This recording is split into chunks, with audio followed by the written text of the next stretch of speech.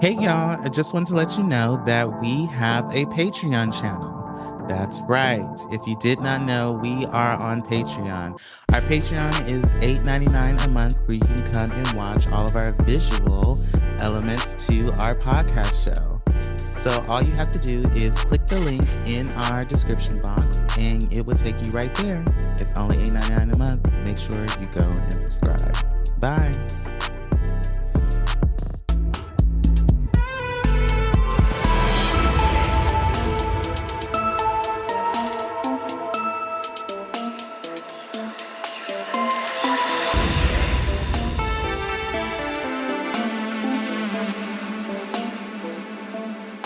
And welcome back to another episode of the Hella Chisme Podcast. My name is Dana, and I'm your host. Hello, everybody. Um, Happy Halloween. This episode was actually, I had originally planned for this episode to come out last Friday, but I thought, why not just do a full-on Halloween episode?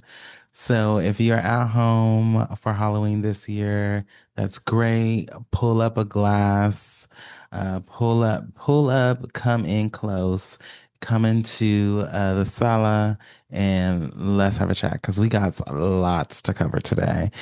Um, Happy Halloween. I hope y'all in having or in being safe. And I do hope that you enjoy what we got going on. Um, but yes, it's a lot going on in the world. How y'all doing out there? What's the tea? Tell me about it. Mm-hmm. Mm-hmm. Yeah, it's a lot going on. Mm-hmm. Yep. Yeah. Yeah. Yeah. Yeah. You watching anything good on TV? Yeah. Mm-hmm. Mm-hmm. Yeah, me too. I actually have been rewatching Scandal, which has been great because I feel like um, I have been enjoying living in the delusional world of Olivia Pope and that of Fitzgerald Grant in the White House. I like to tell myself this is what it's like. This is what's happening in the White House rather than what's the bullshit that is actually happening in the White House right now with that orange slice in there. Yeah, it's sometimes comforting, doesn't always work, but it's doing what it needs to be done. And I'm able to take it day by day. You know, it's it has been a little comforting pretending that Olivia Pope and Fitzgerald are the people in the White House, and the foolishness is just that they don't know how to leave each other alone. And Cyrus is, trying to overthrow the government as much as possible, and or Fitz is his presidency. Um, yeah, I'm enjoying pretending that that's what's happening other than what's actually happening. Like all the ICE raids and the cutting off of the girlies' food stamps and or Cal Works, letting people starve. Um, ICE picking up people off the street. Um, which reminds me, by the way, I was scrolling on the Twitter the other day and I saw my first ICE ad, which I was mind blown. It was essentially like the Uncle Sam, We Want You on there. And then it talks about a 50K bonus and paying up to $60,000 of student loan forgiveness and a 25% premium payment. I was mind blown. Mind blown. Leveraging people's weaknesses in order to get them on board to do evil things to people and their families is crazy work. Crazy work. Mm-hmm. Mm-hmm. Um, and then on top of that, Diane Keaton died. right after Diane Keaton died, D'Angelo passed away, which mind blown. Mind blown. I sat and watched Diane Keaton movies all Sunday, the day after I found out she had passed. And I will be getting into some D'Angelo because I'm doing some work traveling and revisiting all of that. I haven't really had the time yet, but D'Angelo has always and will always be on heavy rotation for me. So it's nothing new. It's nothing that, not, if you really know me, you know that I love listening to some D'Angelo. And I am very sad that that man has passed away. And especially with him having a battle with pancreatic cancer. That is no joke. Um, and, rest in peace to him. And also, sending love and good vibes to his family. Um, yeah. So that's very sad. Um, and then all of a sudden, I also saw that Drew and K Michelle apparently had some sort of physical altercation while filming Atlanta Housewives for next season. And I'm just like, what's going on in the world? What's the world coming to? What are we doing? We knew that the Housewife franchise has dabbled into the love and hip hop world. I did not know that it was going to be K Michelle. Um, I must have missed that somewhere, but I mean, you had to know that. I mean, K Michelle's history on on TV has always been a little problematic. She has great music. She can sing her tail off, but the girl is always shaking the table, literally. Um, so that'll be interesting. Because yeah, that's gonna be interesting. That's gonna be interesting to see if that is the true thing and if that's really um what's gonna be rolled out in this new Atlanta Housewives season. That's probably, I'm pretty sure it's coming towards the beginning of next year or mid next year. Um, have y'all noticed my nails? So I have Halloween nails. Let's see, is the camera gonna focus? There it goes. So it's kind of cat's eye. Get into the thumb, has like a spider web and a spider on it. And these ones have like skull hands. And then it has a spider and the spider web on that one too. If the camera would focus.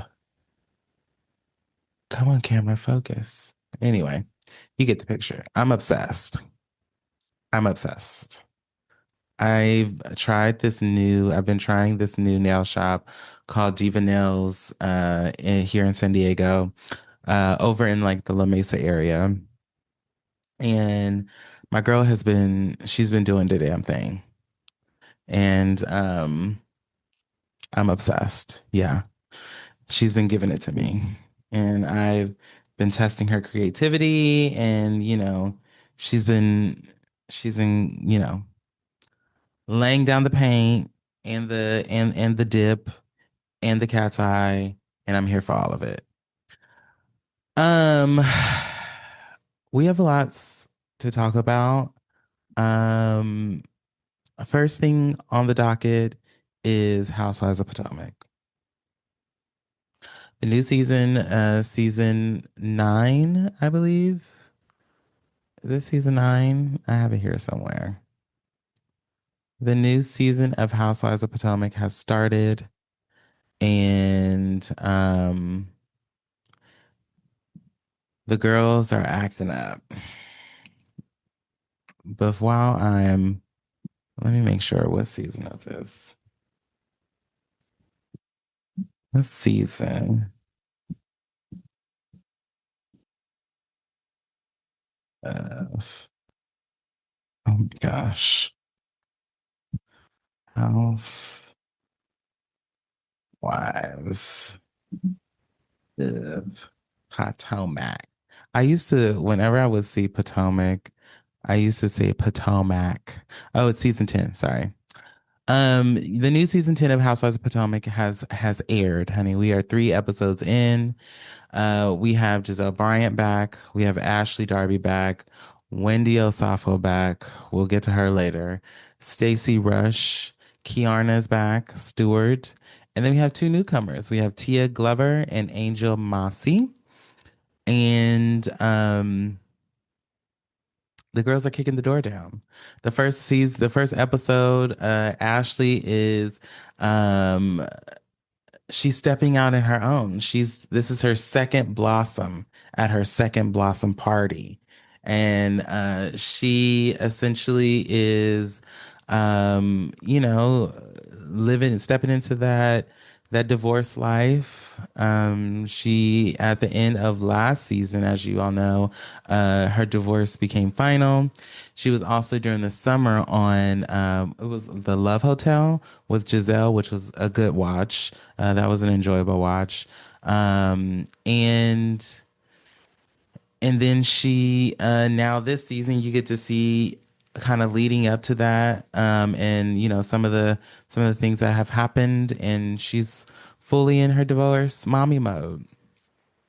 Um, Karen is also not in this season as of yet. I have speculations that she's going to be making some appearance at the end, but as of right now, she has not been seen, and that's where we're at. Um, and the group is processing it. They had like a full-on roundtable discussion about it, and concerns about Karen and what she's doing, where she's at.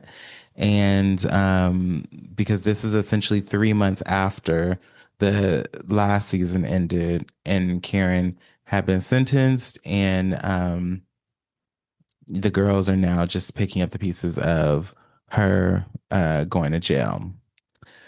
Um, Stacy's Stacy's back.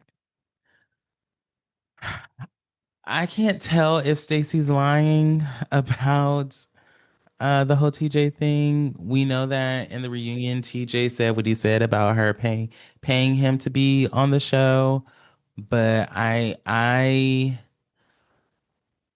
can't say whether I feel like she's lying or not. Now, some of the pieces don't necessarily match up, but I don't want to say that she's lying. I just feel like she's delusional. And this season she is clearly trying to now lead her storyline with her and her husband being back together. And she is standing 2 feet on the fact that her and TJ were actually dating. He was not paid, and he was her boyfriend last season. So that all is still in question. And then we meet our new cast members. So Angel Massey is friends with Kiana. They had apparently have been friends for 20 or something years, I think she said. Tia Glover is connected to Giselle. They have some sort of connection and friendship outside of that. And we meet them and they start to get to know the group and connect with the group. And you can see them start to interact at Ashley's second Bloom ball, which is, essentially a house party. And her coming down the stairs, talking about she wants y'all to look at her in her dress and all the things. And she looked great. Then she had this random stripper come out and do some dance with some feathers and things. Um, it didn't make any sense. Um, but things start to actually take a turn because at Ashley's ball, Kiarna confronts Wendy, which essentially Kiarna is saying that she's frustrated with Wendy because she feels like Wendy is being aggressive, microaggressive, and was being phony when it came to an event that they were supposed to be going to or were both at. And Wendy asked Kiana if she did her own makeup, and Kiana took that offensively, which then bleeds over into the second episode because at the end of the first episode, Ashley and Stacy are arguing because essentially Ashley is calling Stacy out, telling her like, you're not telling the truth and you're not being straightforward, and you're continuing to lie, and we don't like that.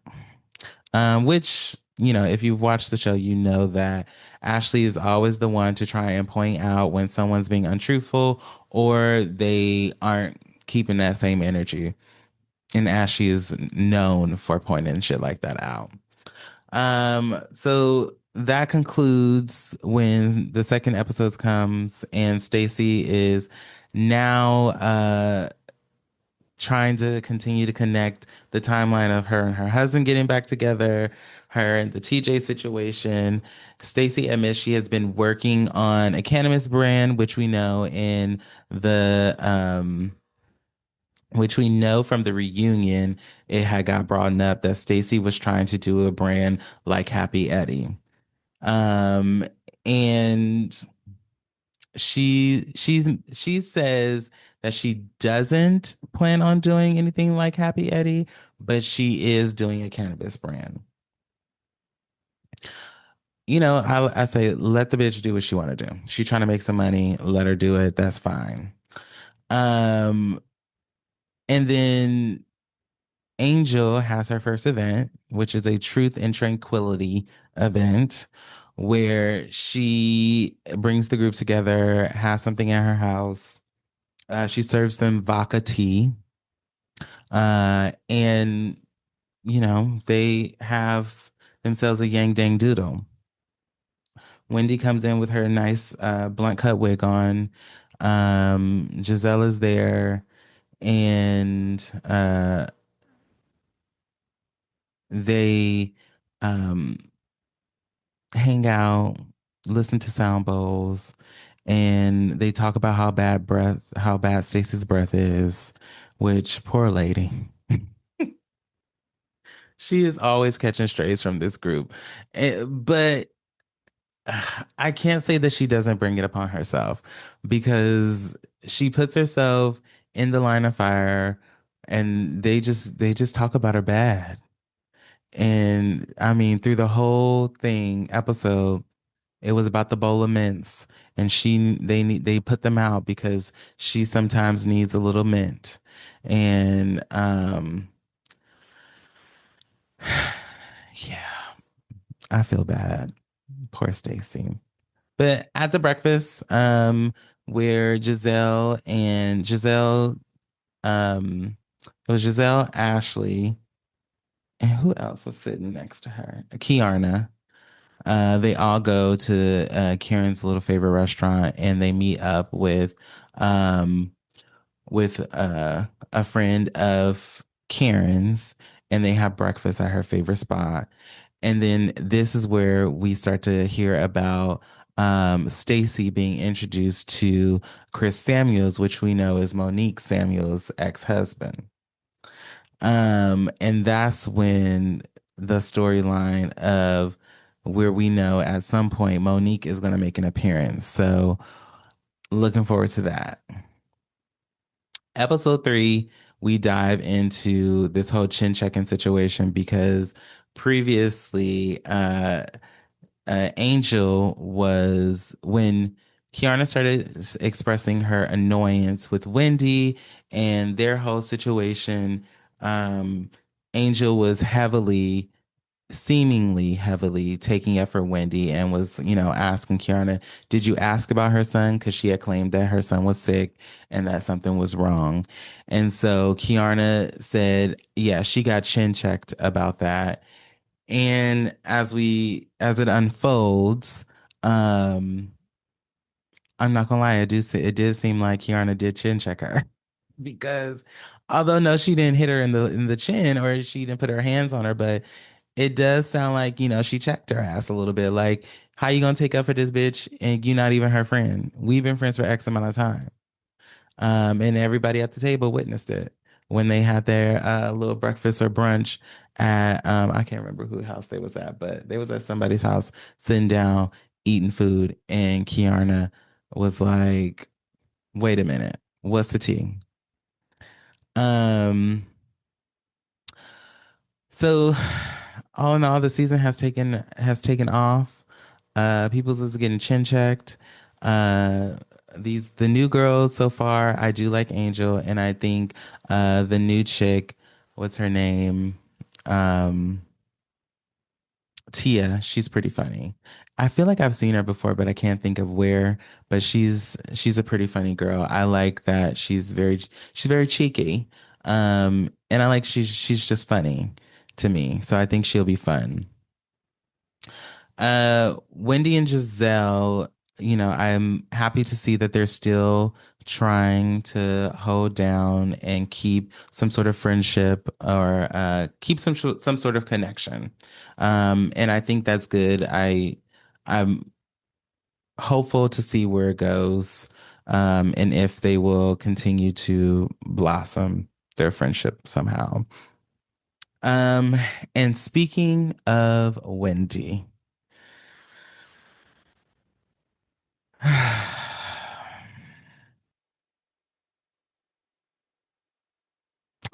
I'm in shock. I'm in shock. I'm in disbelief. I'm a little bit disappointed. Um, yeah. If you did not know, shortly after the new season of Housewives aired, allegations and the arrest of Wendy and Eddie happened on October the 9th, and they were booked for fraud charges.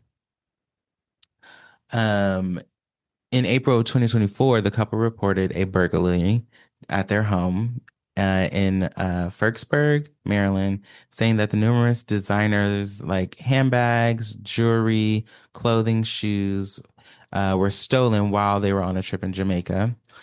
And then they reported that was a loss of a sizable um, claim that was about $450,000.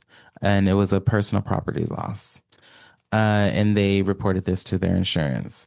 Then what happened was allegedly they saw Wendy wearing one of the rings that she reported to be lost and one of the necklaces she reported to be lost. They had also stated that they had gotten the items back. But what my understanding is that before they reported the items had come back, she was already caught wearing the items.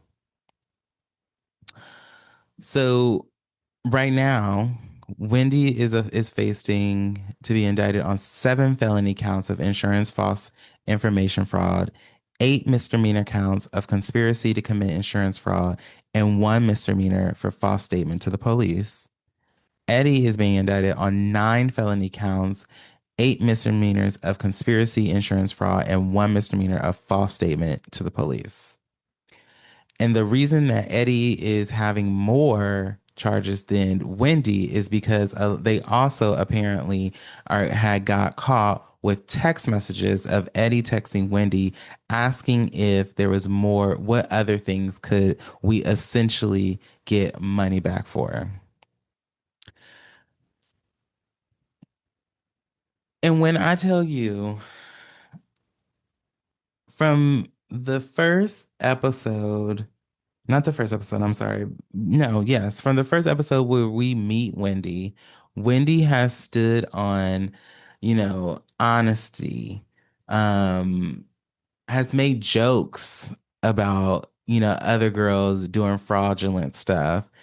And for her to be in the mix of this now is kind of annoying, especially for her to be like big Dr. Wendy with all these degrees. You would think she would be smart enough to know how to properly commit fraud.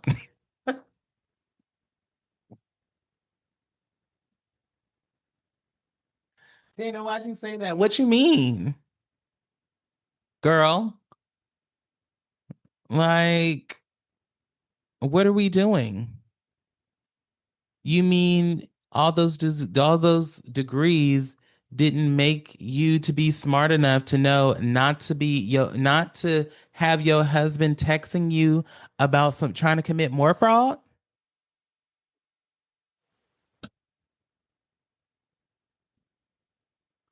What are we doing?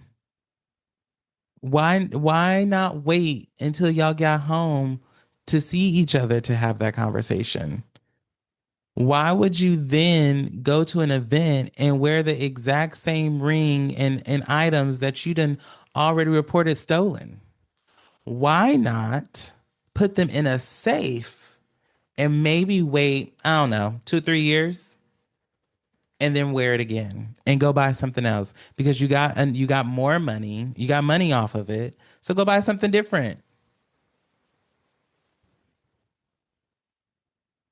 I don't know. Is it just me? I don't know.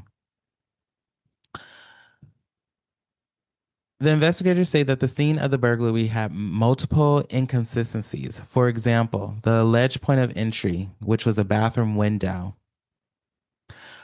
required stepping on a toilet and showed no sign of debris or disturbance. Some of the items claimed to be stolen had, in fact, been previously returned for full refunds before alleged theft. A photo of Wendy wearing a diamond anniversary ring that had been listed among the stolen items was found, taken after the reported theft. Insurance records indicate overlapping of or multiple claims and omissions, such as failing to disclose insurance with one company when making a claim with another. So these motherfuckers was double dipping. Currently, the couple has been released on bond, so they did get released on bond for about $50,000 each while the cases continue to move forward. And they have publicly made statements. The most interesting part about this is that when they got right before they got arrested, I was seeing a couple of posts that clearly she was boosting, which I feel she was boosting because she knew this was about to come out on social media. So it was like a bunch of other posts happening, and then this finally came out on TMZ. It's not looking good. It's not looking good. No, I absolutely don't want them to be in trouble for any of this. I actually really like Wendy, even though, some people may think she's stuck up, people think she's, a little bitchy, but I actually really like Wendy, and I love the fact that, she has stood on business uh, the entire time she's been on Housewives of Potomac. And I don't want any of this to be true. And not only do I not want this to be true, I really hope it's just a misunderstanding. But the facts that I'm looking at here seems like that may not be the case, which is really annoying. So I guess we'll see. Um, we also supposed to be finding out this season this whole tea with Giselle and Mauricio, which why? Why why are there even any questions about Giselle and Mauricio even doing anything? For what? I know Mauricio fine. We all know Mauricio fine, but Giselle, why?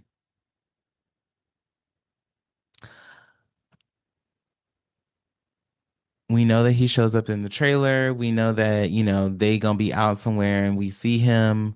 Um, but I'm just like, no. Giselle addresses it in a interview, and she says he is a amazingly beautiful man. And she said she would not date him because of girl code, because of Kyle Richards, which, yeah. But also just like, go find somebody else. Like, why would it need to be Mauricio? And why, I also just don't feel like, I feel like my question for the producers is why? For what? We don't need Mauricio to make Giselle pop or for the Housewives of Potomac to do something other than what it's already doing. We don't need any of that. We don't need none of that to be crossed over. We don't need we don't need him to need that Housewives of Potomac for him to be popping. He has a popping show on Netflix. He got his own shit going on. We don't need any of that. We can keep this where they are separate. Thanks. Um Some outlets claim that there was a secret meeting of some kind behind scenes, a scenario where Mauricio and Giselle met up while his divorce was ongoing, and which they suggest could be a fame boosting romance. Exactly my point. No, let's keep it. We don't need any of that for neither one of them. They're gonna be fine apart. Um. So. And again, Giselle says she wouldn't date him for girl code. She claims the cameo and the meeting in Aspen was simply a bump into and nothing formally romantic. Just no. That's all I gotta say about it. Let's leave it where it is. Leave Mauricio where he is. It's a no for me. I don't want to see it. I don't want to hear about it. I'm not even interested in the storyline at all, honestly. Next, um, Love is Blind season 9.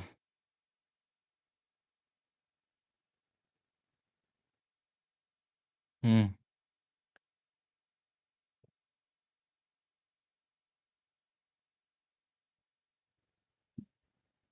Love is Blind season 9. Hmm. Love is Blind season 9. Mm, mm, mm, mm. Mm, mm, mm,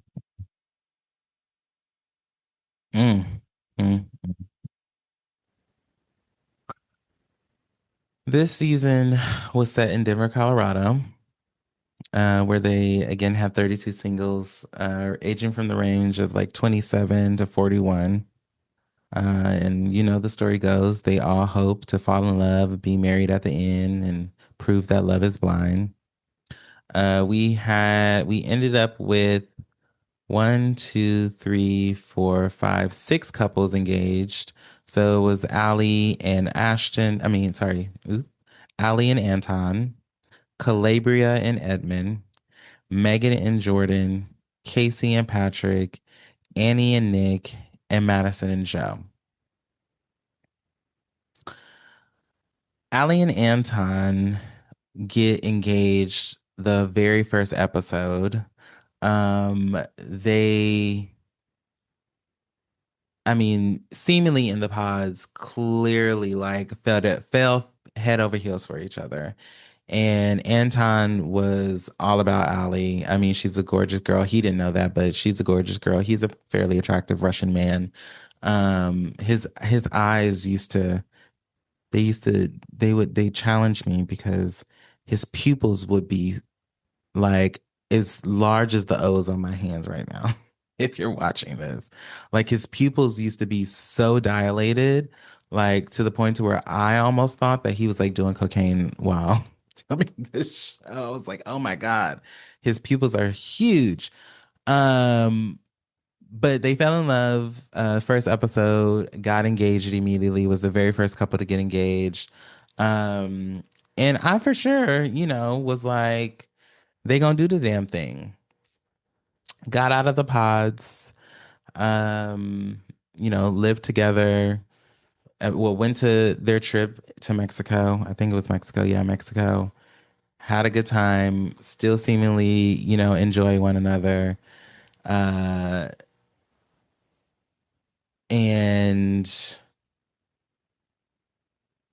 things as work became a thing. It turns out he was a truck driver. She's a nurse that works nights. So their schedules were colliding at that point. Like they're both working nights. They're really seeing each other during the day. Um, because when one's they're both up all night, coming home from work early in the morning, and then wanting to come home and go to sleep, but they're filming this show. So, it was, and then the drinking was a thing apparently for Allie, but turns out I think that was a thing from her mom. Her mom didn't like nobody that drank alcohol, which, okay. Um,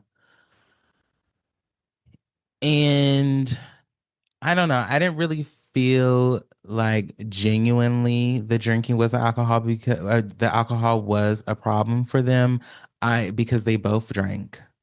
Um, I as uh as one influencer would say, I think she was just pissed because when she got ready to have herself a drink, there was nothing for her to drink.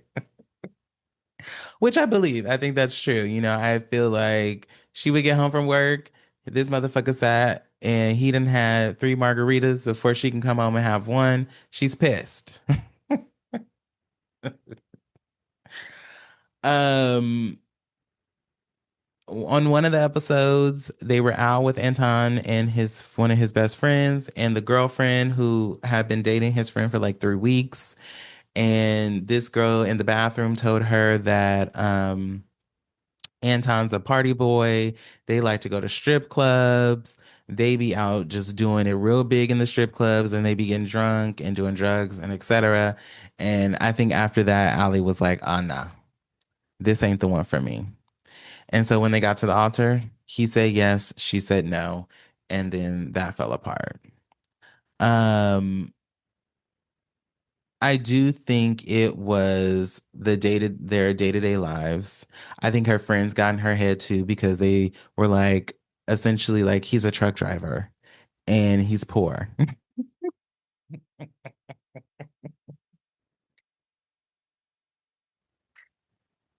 And I do think, the values of her mom and how her mom thinks she should live her life and how who she thinks she should be was an issue and became more and more of an issue. And I think that led to her saying no.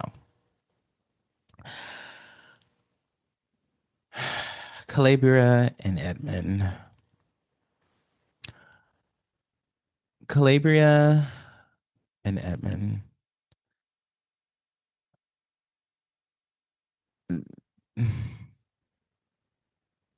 Edmund was exhausting to watch on TV. And then it was even more exhausting to watch them together. I for sure wanted them to try, which they did. But what started to become abundantly clear to me when it came to the two of them was that Edmund had a lot of unhealed trauma. And I mean, that boy cried.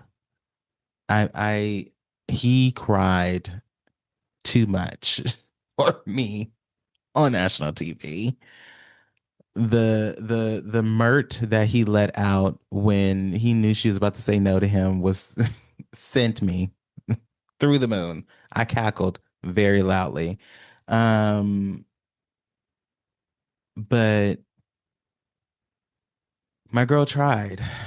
She tried very hard to stay in it. But I'm glad she said no at that altar because there was no way they were going to be able to last. I mean, Edmund has some sort of emotional instability, and she clearly is not able to deal with someone like that, especially with her working in the field that she works in. Um, so I'm glad they said no. Uh, with the fact that also he clearly was behind the cameras, things were happening. He wasn't communicating properly. He was being super argumentative. He was being very cold and icy to her when they weren't on camera. And then when the cameras would be on, he'll be, oh, I love you, I love you, I love you, very love bomby. And she didn't like that shit to the point to where she called him a bitch at the top of the mountain. And I mean, when she called him a bitch, I was like, girl, you showing your colors on this TV. Because I knew she had it in her. I could tell. So I wasn't surprised by any of that. Um, and then even when he acted a stone cold fool in Mexico, when she told him that he was not getting none after they had went to that event and he heard everybody else was getting some nookie and he hadn't got none, and she was like, I'm confused at why you are sitting here acting like this. And he was in that bed crying, boohoo crying, talking about I can't get it. I can't get it. Nigga,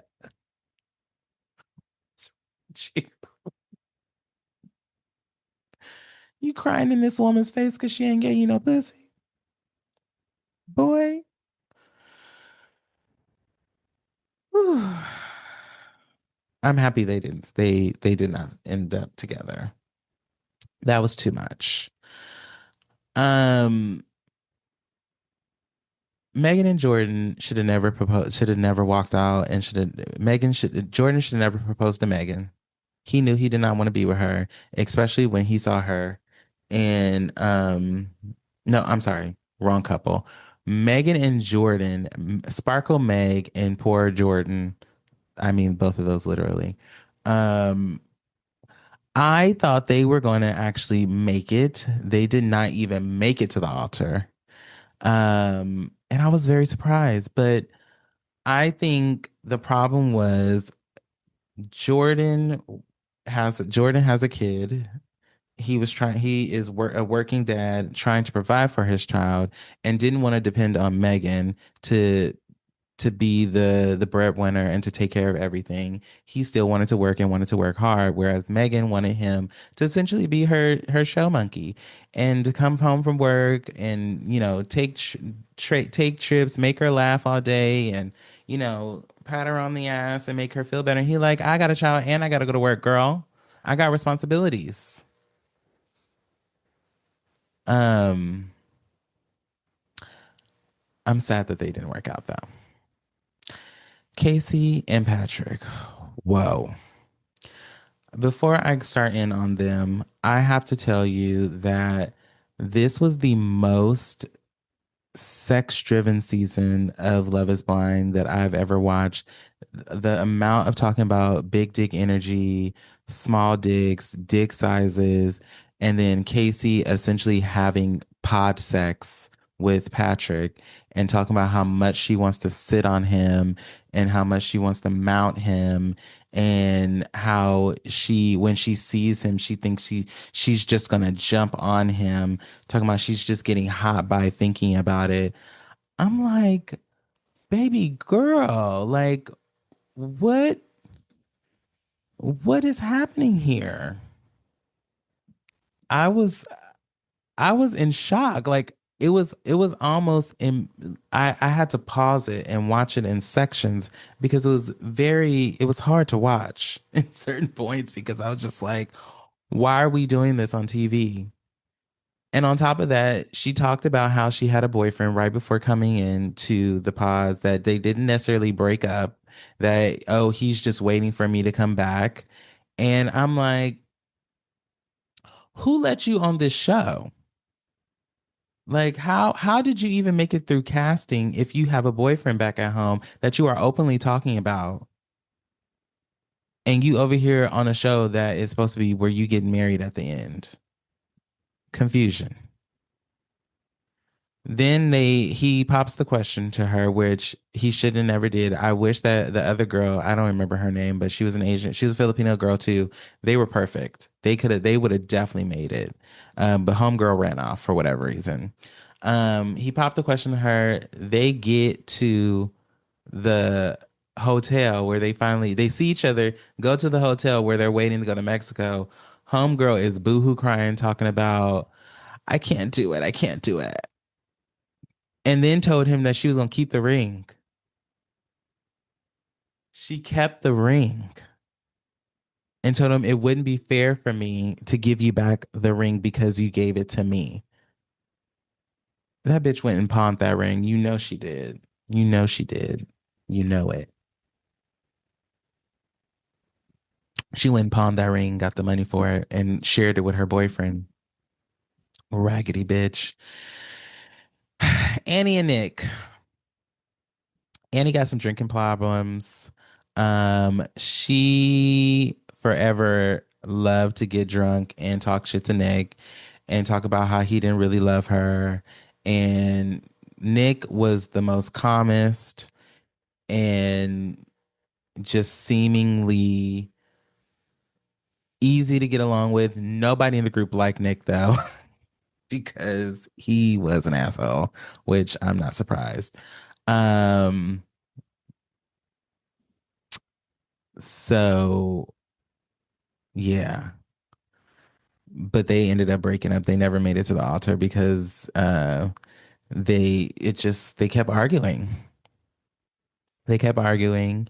And it didn't work out. Um I also think,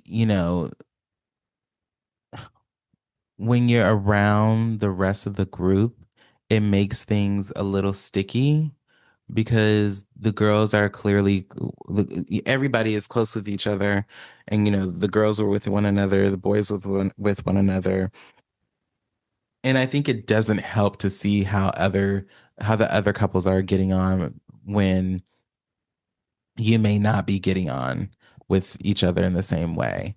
I also think what that sometimes what they don't talk about enough is how some couples or some of the people, how they can be different when it comes to affection. They don't talk about that. But we can't expect them to because they're also in their 20s. Like, if it's not a conversation that came up for you before, then why would you talk about it now? Mason and Joe, Madison and Joe, sorry. Joe is who I was actually talking about earlier when I said he should have never went with that girl because he did not think she was attractive at all.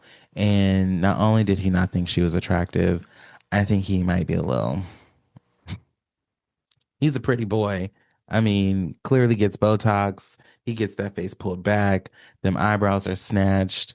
Um, yeah, but I don't think Joe definitely didn't like Madison, and I don't think he likes any Madisons of the world, if you know what I mean.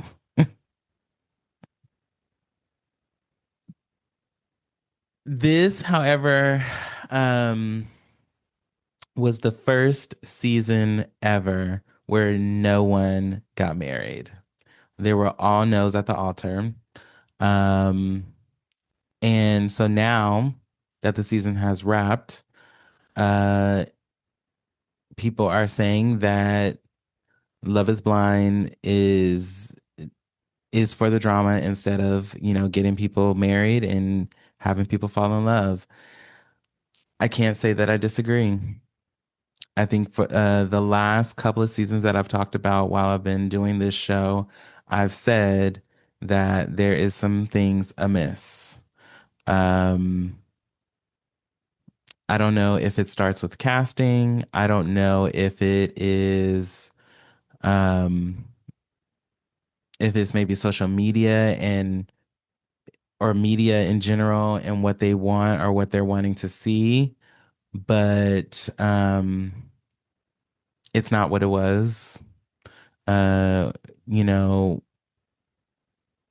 like when Cameron and oh my God, I always forget her name. When Cameron and um the first couple that was on Love is Blind, they just had a baby, by the way. Shout out to them.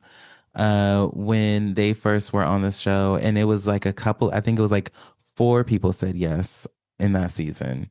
And then shortly after that, they were trending about three or four each season for a little while.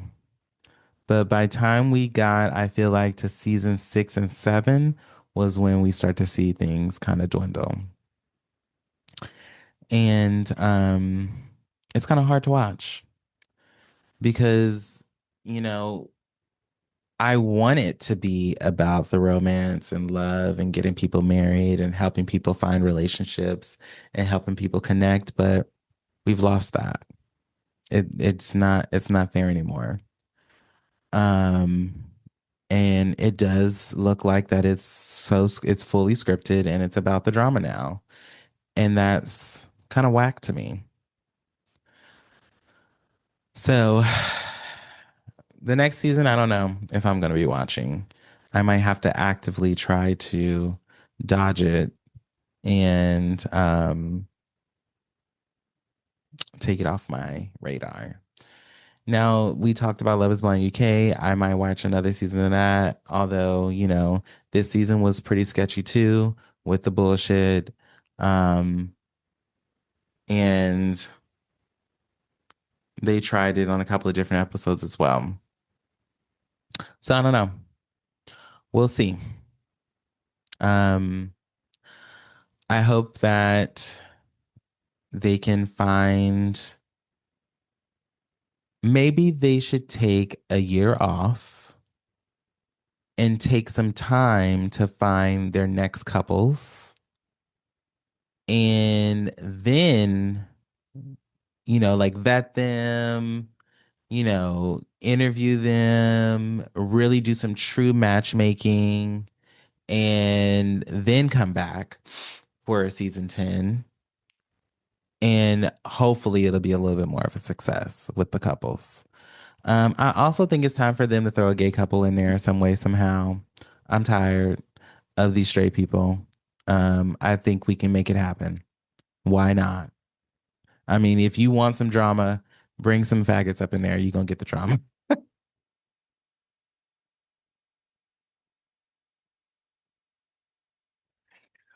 Um, yeah. Well, that's it for this portion of the show. I have a surprise for you all. I'm gonna take a break and I'll be right back.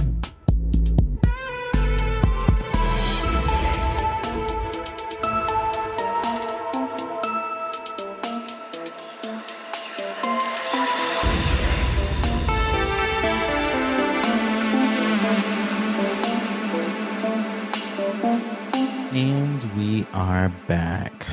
So this week for Halloween, I've done something special. I have written my own spooky story. Um, I wanted to the the reason that I also wanted to do this on Halloween was because I knew that I wanted to write a Halloween story, and I just thought it would make sense to connect it to and write it, and then record the show and do it for Halloween. So I did. It took me a little minute to get it done, but I did finish it. And I'm pretty happy. I'm happy with it. And I think y'all, so I hope you guys will enjoy. Keep in mind that I'm an artist and I'm sensitive about my shit. So this is the echoes of the Sapphire Circle. For their annual Halloween special, the hosts of the Four C's podcast, Courtney, Chase, Cameron, and Casey, decided to combine business with pleasure. It was Cameron's 30th birthday, and to celebrate, the four friends rented a glass-fronted cabin buried deep in the forests of South Lake Tahoe. The plan was simple: record a weekend of laughter, turn up energy, and one unforgettable spooky episode for their fans. The drive up was loud with music and inside jokes. Courtney, tall and majestic, teased Chase about overpacking. Chase, always composed behind his tattoos and bass smooth voice, answered with a grin that told everyone they'd done this dance before. Casey, quiet behind his camera, filmed the snow-dusted trees sliding past Already thinking about the audio levels. Cameron, the birthday boy, HR nerd, and the heart of the group, kept fussing with his glasses and a folder of notes for the Halloween content. They arrived at the cabin and immediately took the beauty of the floor to ceiling windows and the breathtaking views of the snow-capped mountains. By the time the sun dropped, the cabin looked like a movie set. Lights strung up on the deck, candles flickering on the table, microphones balanced on folded towels, and they were ready to go. The air smelled of pine and tequila, and the celebration had begun. Shot o'clock, Tahoe edition, Courtney called. Cameron laughed and raised his glass. Okay, but first, tell me this isn't the perfect place for a seance. They all groaned and half playful, half weary. But it was tradition. Every Halloween, the Four Seas tested some kind of supernatural legend for their listeners. This year's gimmick came from an obscure online file labeled Transmissions from the Sapphire Circle. According to the post, it was a centuries old ritual performed by poets and aristocrats who believed the human voice could bridge the world of the living and the dead. They thought it sounded ridiculous, but also perfect for content. Everything was set to record the episode. They started their episode off as normal and welcomed their audience back for another episode of the Four Seas podcast. During the cut of the first segment, they arranged their candles and formed a salt circle for drama. It was now time for the main event, and they started recording again and began to read the chant. The words rolled strangely off their tongues, somewhere between Latin and song. As they finished the final line, the microphones picked up a breath that no one had taken. A whisper, barely audible beneath the static, sighed one word. Finally. Everyone froze. Then Chase laughed, claiming feedback. They ended the segment with a joking outro and shut off the lights. What they didn't know was that the recorder never stopped. The next morning, their phones exploded. Comments poured in. Did anyone else hear that at 12 minutes and 47 seconds? Why did my screen flash blue? This episode drained me. I literally felt dizzy after. Courtney beamed. Viral numbers meant success. The others were less than thrilled. Casey noticed the raw audio file was strange,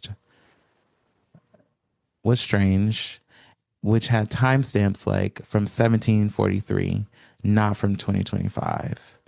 The waveform itself seemed to pulse like a living heartbeat. Cameron tried to ground them. We were tired, that's all. Maybe the signal bounced weird in the mountains. But when he replayed the outro, the music ran backwards, whispering syllables that didn't sound like English. That night, Chase's reflection lagged half a second behind him in the bathroom mirror. Cameron saw a shadow move across the cabin wall when no one stood there. And when Courtney glanced at his own selfie on the camera screen, his eyes flashed an impossible sapphire blue. He brushed it off and thought maybe it was just a filter or even lighting. Casey's mind started to race and he decided to do some research. He found some very interesting information. The Sapphire Circle had been real, a secret society of the 18th century artists whose beauty and charisma enslaved audiences. They fed on admiration and blood alike.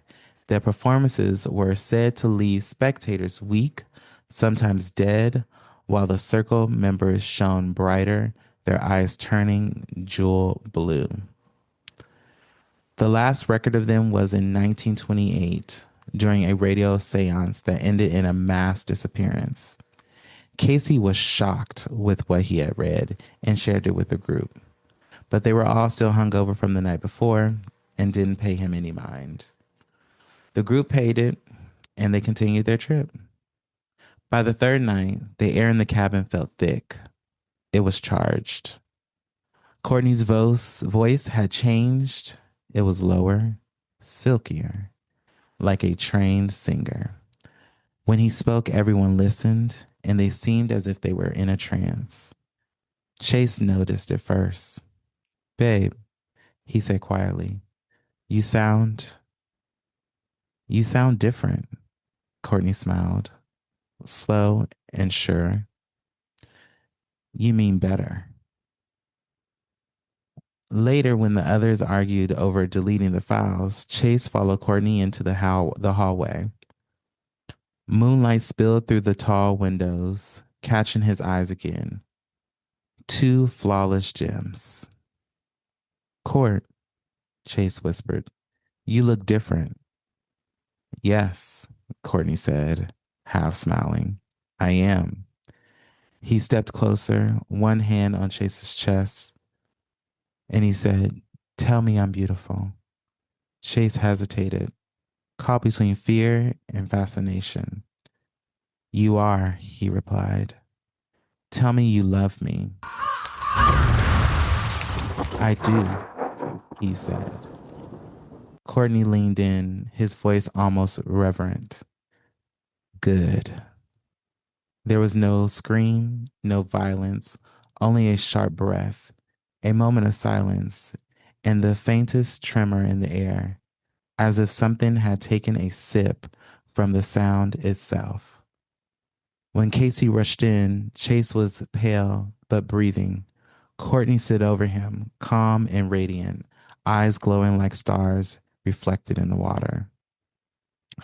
Blood running down Chase's neck, he was gasping for air and convulsing. Casey was confused and drained. Courtney, what happened? Casey asked. I got hungry, as he replied, looking over his shoulder at his next victim. Casey, while in shock, looked over at the laptop on the table. Looked at the laptop on the table and noticed it was already uploading a new file. The Seance That Never Ended Part 2. He ran to the front room and told Cameron it was time to go. They fled into the night, hearts pounding, headlights cutting through the mist. Yet halfway down the mountain, the car stereo turned on by itself. Welcome back to the Four Seas. So good to see you again. They killed the engine. The forest pressed in around them.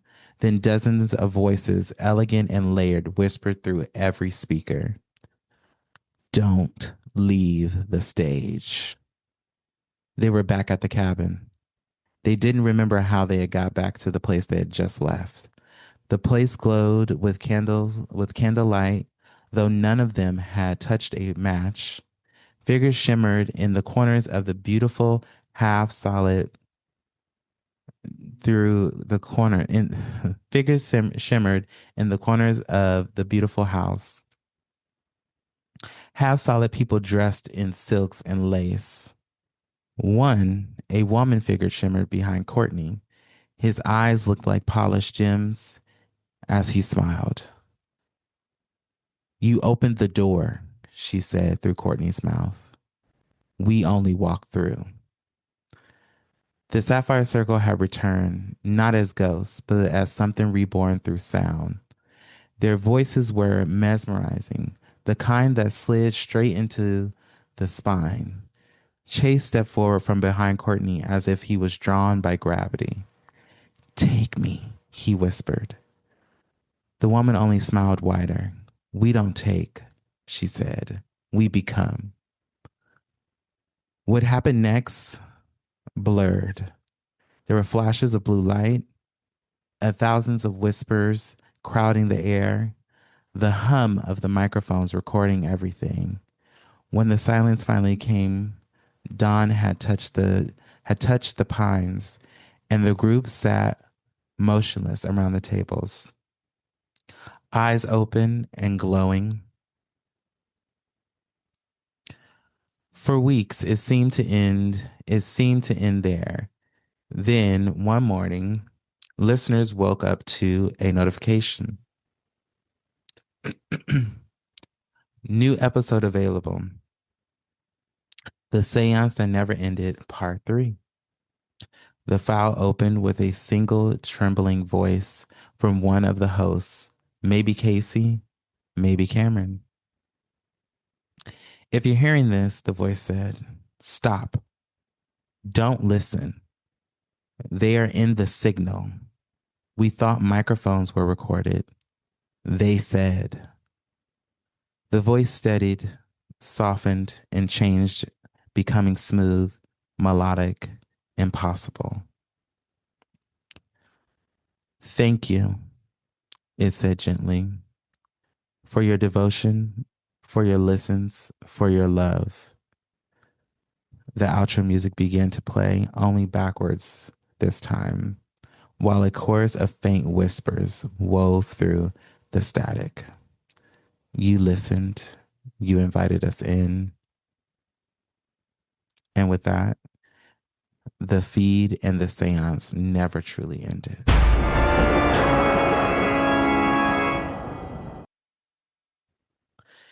And we are back.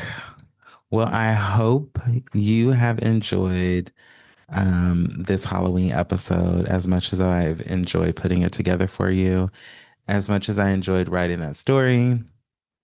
Um, I hope to do more things like that.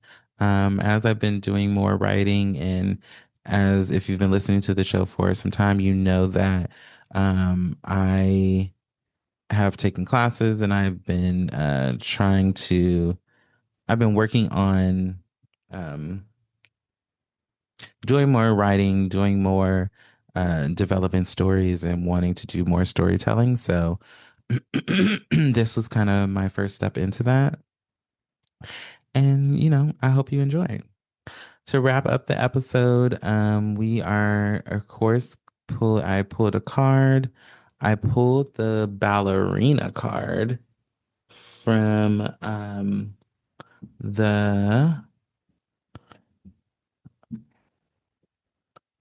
the Prosperity Mantras deck. And let's see what it says. If I can find it.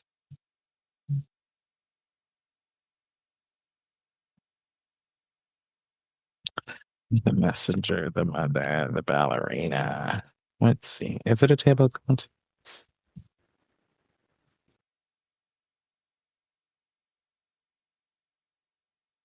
Um,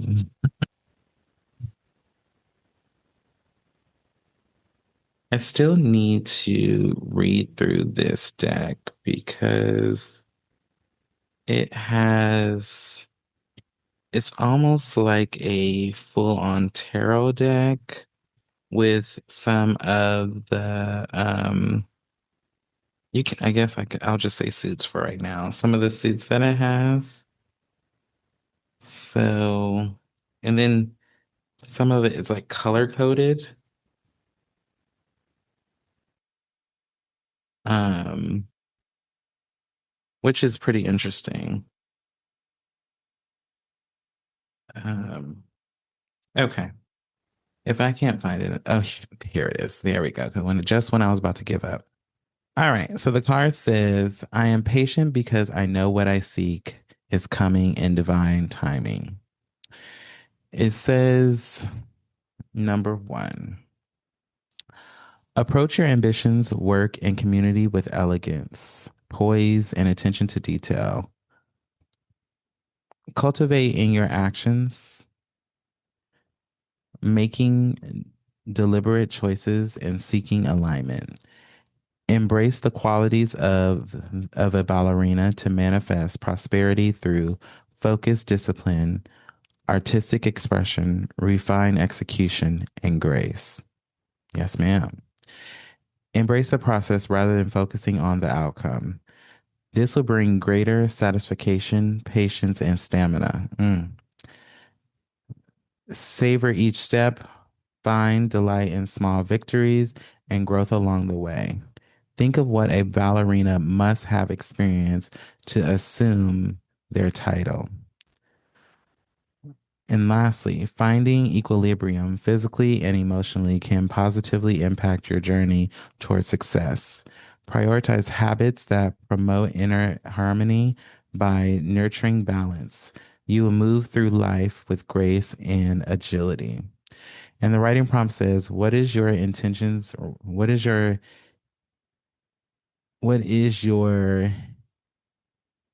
intentions and role in guiding you towards truth and alignment? How can you use it as a compass in your decision making?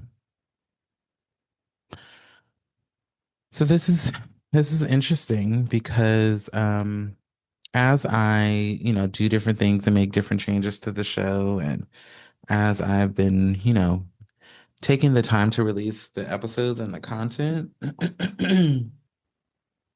I can definitely see the difference. I can see the difference in engagement.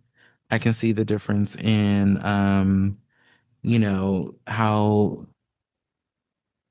how the audience, how you as the audience is taking in the content, and I love it. I think it was the best decision to take this show and to um, do more creating of the episodes rather than focusing on pumping out content every week. And I'm hoping that, like the card says, that doing that, taking the time, doing it with grace, excuse me, um, will help the growth and add stamina to what I'm doing here. Um, so yeah. Thank you for listening this week. Happy Halloween. Stay safe out there. And I will be back and can't wait to see you. Can't wait to see and talk to you next time. Bye. Hey, y'all. If you like what you heard, make sure you join the conversation. We always say to make sure to like, comment, and subscribe, and we definitely want you to do that. But also, we would love if you would join in with us. There's a link in the description where you can actually send us messages. You can also make sure to tag us on social media, put up your favorite clips of the show, and then tag us, and we will repost them on our stories. That is the best way to get in communication or community with us, and we would love to see y'all interact with the content. Anyway, thank you for following us, and thank you for listening, and we'll see you back for the remainder of the show. Bye.